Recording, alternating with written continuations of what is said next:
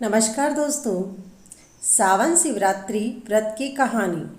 सावन शिवरात्रि व्रत करने से मनुष्य जीवन के सारे दुख दूर हो जाते हैं और भगवान शिव की विशेष कृपा उन्हें प्राप्त होती है। इस दिन भगवान शिव की विधि विधान से पूजा करने के बाद श्रावण शिवरात्रि की व्रत कथा को जरूर पढ़ना और सुनना चाहिए। ओम नमः शिवाय। धार्मिक मान्यताओं के अनुसार एक शिकारी था जो जंगल में जानवरों का शिकार करके अपना परिवार चलाता था। शिकारी पर साहूकार का बहुत कर्ज था। कर्ज ना चुका करने के कारण क्रोधी साहूकार ने उसको बंदी बना लिया था। जिस दिन साहूकार ने उसे बंदी बनाया वह दिन शिवरात्रि का था। बंदी रहते हुए शिकारी शिव संबंधी धार्मिक बातें सुनता रहा। वहीं उसने शिवरात्रि व्रत की कथा भी सुन ली थी। शिकारी का पूरा दिन ऐसे ही निकल गया। शाम को साहूकार ने चित्रभानु को एक दिन का समय कर्ज चुकाने के लिए दिया और उसे छोड़ दिया। कर्ज चुकाने के लिए चित्रभानु पूरे दिन बिना कुछ खाए पिए जंगल में शिकार ढूंढने के लिए पूरा दिन बिता दिया। शाम भी निकल गई और रात हो गई। इसके बाद वो रात बिताने के इंतजार में एक बेलपत्री के पेड़ पर चढ़ गया। उसे नहीं पता था कि यह पेड़ किसका है। इसी पेड़ के नीचे भगवान शिव का शिवलिंग था। बिना जाने शिकारी ने बेलपत्र तोड़ करके नीचे गिरा दिया। वहीं उसे तालाब के किनारे एक गर्भिणी हिरणी दिखाई दी जो पानी पीने के लिए आई थी। उसका शिकार करने के लिए उसने धनुष बाण निकाला। उस हिरणी ने चित्रभानु को देख लिया और उससे कहा, हे शिकारी, मेरा प्रसव समय नज़दीक है। तुम दो जीवों की हत्या करके अपने ऊपर पाप ले लोगे। ऐसा ठीक नहीं होगा। हिरणी ने शिकारी से वादा कर लिया कि जब उसका बच्चा दुनिया में आ जाएगा तो वो खुद उसके पास चली आएगी और फिर वह उसका शिकार कर सकता है, लेकिन उसे अभी वहाँ से जाने दे। शिकारी ने उस हिरणी की बात मान ली और उसे जाने दिया। इसके बाद प्रत्यंचा चढ़ाने और उसे ढीली करते समय कुछ शिवलिंग पर बेलपत्री के पत्ते गिर गए।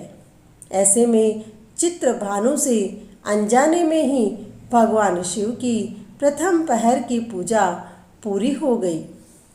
फिर दूसरे प्रहर की पूजा के लिए कुछ देर बाद शिकारी को एक और हिरणी दिखाई दी। उसे देखकर शिकारी बहुत खुश हुआ। शिकार करने के लिए तैयार हो गया। हिरणी ने उससे निवेदन किया, वो कुछ ही देर पहले ऋतु से निवृत्त हुई है और अपने प्रिय को ढूंढ रही है। एक कामातुर विहरणी हूँ। जैसे ही मुझे मेरा पति मिल जाएगा वैसे ही मैं तुम्हारे पास आ जाऊंगी। रात का आखिरी प्रहर बीतने ही वाला था। इस बार भी चित्रभानु ने उस हिरणी की बात मान ली और उसे जाने दिया। तभी उसके हाथ से बेलपत्र टूटकर शिवलिंग पर जा गिरा। इस प्रकार से उसके दूसरे प्रहर की पूजा भी पूरी हो गई। दो शिकार को खो जाने के बाद में शिकारी चिंता में पड़ गया। रात्रि का आखिरी पहर बीतने को था कि तभी एक दूसरा मृग अपने बच्चों के साथ उधर से निकला। शिकारी ने उसे देख करके तुरंत ही अपना धनुष बाण उड़ाया और उस पर तीर चढ़ा दिया। तीर छूटने ही वाला था कि हिरणी बोली, मैं इन बच्चों को इनके पिता के हवाले करके लौट आऊंगी। इस समय मुझे मत मारो। हिरणी की बात सुनकर के शिकारी को उसके ऊपर दया आ गई। उसने उन्हें और उसके बच्चे को जाने दिया।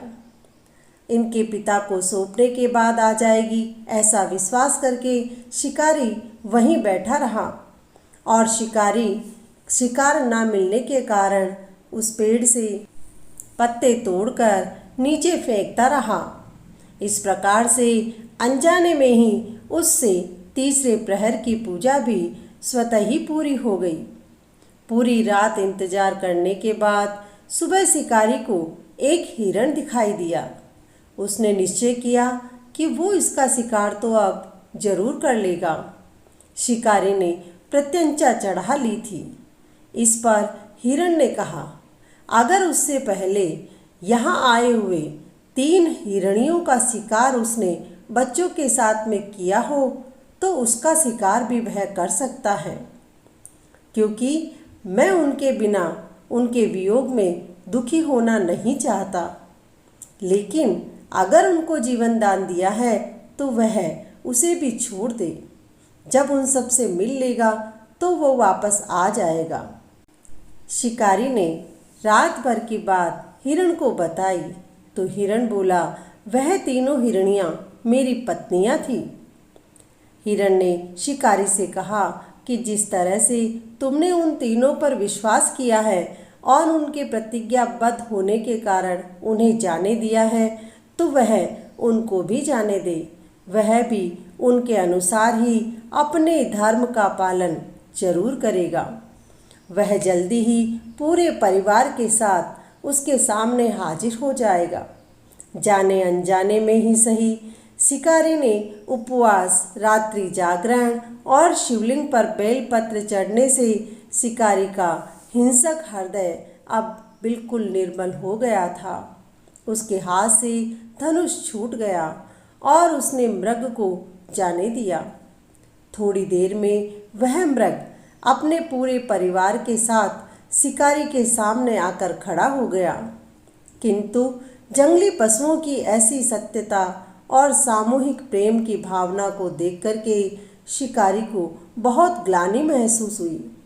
उसने हिरण के पूरे परिवार को जाने दिया और इस घटना के कारण उसका कठोर हृदय जीव हिंसा से दूर हो गया। व्रत और उपवास के कारण, भगवान शिव की अनजाने में पूजा के कारण उसका हृदय निर्मल हो गया। शिकारी के ऐसा करने से भगवान शंकर भोलेनाथ प्रसन्न हो गए। भगवान ने उस शिकारी को अपने दर्शन दिए और उसे सुख समृद्धि का वरदान देकर उसे गुह नाम प्रदान किया। बोलो भगवान शंकर की जय। हे शंकर भगवान, अनजाने में ही सही आपने शिकारी के द्वारा की गई पूजा को स्वीकार किया।